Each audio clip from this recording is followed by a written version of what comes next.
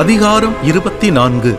மணவிலக்கும் மறுமணமும். ஒருவன் ஒரு பெண்ணை திருமணம் செய்து அவளோடு கூடிய பின் அவளது அருவருக்கத்தக்க செயலை கண்டு அவள் மேல் அவனுக்கு விருப்பமில்லாமற் போனால் அவன் முறிவுச் சீட்டு எழுதி அவள் கையில் கொடுத்து அவளை தன் வீட்டிலிருந்து அனுப்பிவிடுகிறான். அவள் அவனது வீட்டை விட்டு வெளியே சென்று வேறொருவனுக்கு மனைவி ஆகிறாள். இரண்டாம் கணவனும் அவளை வெறுத்து முறிவுச் சீட்டு எழுதி அவள் கையில் கொடுத்து அவளை தன் வீட்டிலிருந்து அனுப்பிவிடுகிறான். அல்லது அவளை தன் மனைவியாக ஏற்றுக்கொண்ட இரண்டாம் கணவன் இறந்து விடுகிறான். இந்நிலையில் அவள் தீட்டுப்பட்டுவிட்ட காரணத்தால் அவளை தள்ளி வைத்த முதல் கணவன் அவளை மீண்டும் தன் மனைவியாக ஏற்றுக்கொள்ளக்கூடாது. ஏனெனில் அது ஆண்டவர் முன்னிலையில் வெறுப்பானதாகும். உன் கடவுளாகிய ஆண்டவர் உனக்கு உரிமை சொத்தாக கொடுக்கும் நாட்டை நீ பாவத்துக்கு உள்ளாக்காதே. பிற சட்டங்கள். ஒருவன் ஒரு பெண்ணை புதிதாக திருமணம் செய்திருந்தால் அவன் போருக்கு போக வேண்டாம். அவன் மீது யாதொரு பொறுப்பும் சுமத்தப்படலாகாது. அவன் ஓராண்டு காலம் எவ்வித இடையூறுமின்றி தன் வீட்டில் இருந்து கொண்டு தன் மனைவியை மகிழ்விப்பான். மாவரைக்கும் கல்லின் கீழ்கல்லையாவது மேற்கல்லையாவது அடகாக வாங்காதே. அது மனித உயிரை அடகாக வாங்குவது போலாகும். இஸ்ரவேலின் மக்களாகிய தன் இனத்தாருள் ஒருவரை கடத்தி கொண்டு போய் அவரை அடிமையாக நடத்துவதாக அல்லது விற்பதாக ஒருவன் கண்டுபிடிக்கப்பட்டால் அந்த கள்ளர் கடத்தலாளன் சாகட்டும். இவ்வாறு உன்னிடமிருந்து தீமையை அகற்று. தொழுநோயை குறித்து எச்சரிக்கையாயிரு. லேவிய குருக்கள் உனக்கு கற்பிப்பது போல் அனைத்தையும் செய்வதில் மிக கவனமாயிரு. நான் அவர்களுக்கு கட்டளையிட்டுள்ளவாறு செய்வதில் கருத்தாயிரு. எகிப்திலிருந்து நீ புறப்பட்டு வரும் வழியில் உன் கடவுளாகிய ஆண்டவர் மிரியாமுக்கு செய்ததை நினைவில் இருத்து.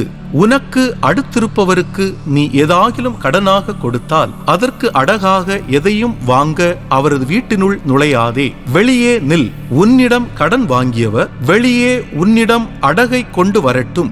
அவர் வறியவராயின் நீ அந்த அடகை வைத்துக்கொண்டு தூங்கச் செல்லாதே. மாறாக கதிரவன் மறைவதற்குள் அந்த அடகை அவரிடம் நீ திருப்பி கொடுத்தாக வேண்டும். அதனால் அவர் தம் மேலாடையை விரித்து படுக்கும்போது உனக்கு ஆசி வழங்குவார். உன் கடவுளாகிய ஆண்டவர் முன்னிலையில் நீ ஏற்புடையவன் ஆவாய். வறியவரும் எளியவருமான கூலியாள் உன் இனத்தாராயினும் சரி, உன் நாட்டில் உன் நகர்வாயிலுக்குள் உள்ள அந்நியராயினும் சரி, அவரை கொடுமைப்படுத்தாதே. அவரது கூலியை அந்தந்த நாளில் கொடுத்துவிடு. கதிரவன் மறையும் முன்னே கொடு. ஏனெனில் அவர் வறியவராயிருப்பதால் அவரது பிழைப்பு அதில் அடங்கியுள்ளது. இல்லையெனில் உனக்கெதிராக ஆண்டவரை நோக்கி அவர் முறையிடுவார். அப்போது அது உனக்கு பாவமாகும். பிள்ளைகளுக்காக தந்தையரும் தந்தையருக்காக பிள்ளைகளும் கொல்லப்பட வேண்டாம்.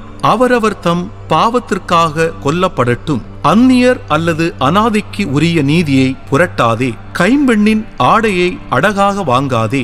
எகிப்து நாட்டில் நீ அடிமையாயிருந்ததையும் உன் கடவுளாகிய ஆண்டவர் உன்னை விடுவித்ததையும் நீ நினைவில் இருத்தி இவற்றை செய்யும்படி நான் உனக்கு கட்டளையிடுகிறேன். உன் வயலில் விளைச்சலை அறுவடை செய்யும் போது அரிக்கட்டினை மறந்து வயலிலே விட்டு வந்தால் அதை எடுக்க திரும்பி போகாதே. அதை அந்நியருக்கும் அனாதைக்கும் கைம்பெண்ணுக்கும் விட்டுவிடு. அப்போது நீ மேற்கொள்ளும் செயல்கள் அனைத்திலும் உன் கடவுளாகிய ஆண்டவர் உனக்கு ஆசி வழங்குவார். நீ உன் ஒலிவ மரத்தை அடித்து உதிர்க்கும் போது உதிராததை பறிக்காதே. அதை அந்நியருக்கும் அனாதைக்கும் கைம்பெண்ணுக்கும் விட்டுவிடு.